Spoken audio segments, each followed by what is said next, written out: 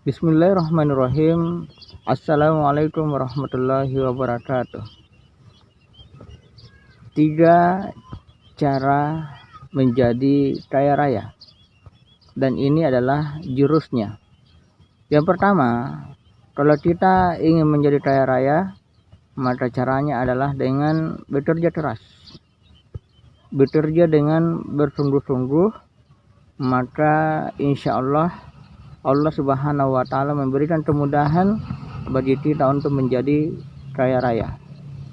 Sehingga jika Anda sudah memastikan bahwasanya pekerjaan adalah pekerjaan yang baik, pekerjaan yang halal, maka bersungguh-sungguhlah, maka insya Allah itu akan mendatangkan keberkahan, dan Allah Subhanahu wa Ta'ala semoga memberikan kita harta rezeki yang luas.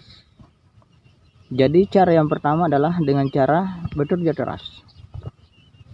Cara kedua atau jurus kedua agar kita menjadi kaya raya adalah dengan mendapatkan pemberian dari orang tua yang kaya raya. Cara ini hanya ampuh bagi mereka yang memang orang tuanya kaya raya, sehingga sang anak akan punya peluang untuk juga menjadi kaya raya ketika mendapatkan pemberian dari orang tuanya. Tentu tidak semua orang bisa mendapatkan hal ini, sehingga kalau kemudian tidak bisa, maka insya Allah semoga jurus ketiga itu bisa. Jurus ketiga menjadi kaya raya adalah dengan cara menikah dengan orang yang kaya raya. Insya Allah Anda yang menjadi pasangannya akan ikut menjadi kaya raya. Tapi sayangnya lagi-lagi ini tidak semua orang punya kesempatan untuk bisa menjadi orang yang kaya raya karena menikah dengan orang kaya raya. Sehingga kalau kemudian poin kedua dan poin ketiga masih tidak bisa, maka kembali ke poin yang pertama. Kalau kemudian poin pertama juga masih tidak bisa, maka seharusnya kalau kita ingin menjadi kaya raya, maka kita harus mengubah cara pandang kita, sikap kita dalam memandang terkait dengan persoalan kaya raya. Sehingga disinilah ada konsep syukur dan sabar.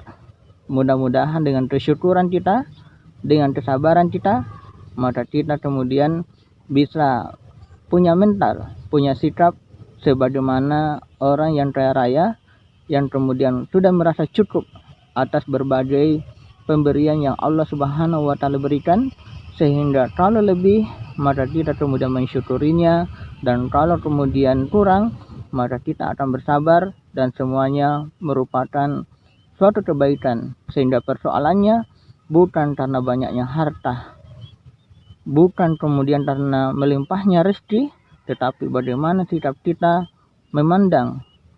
Apakah kemudian kita bersyukur, apakah kemudian kita bersabar?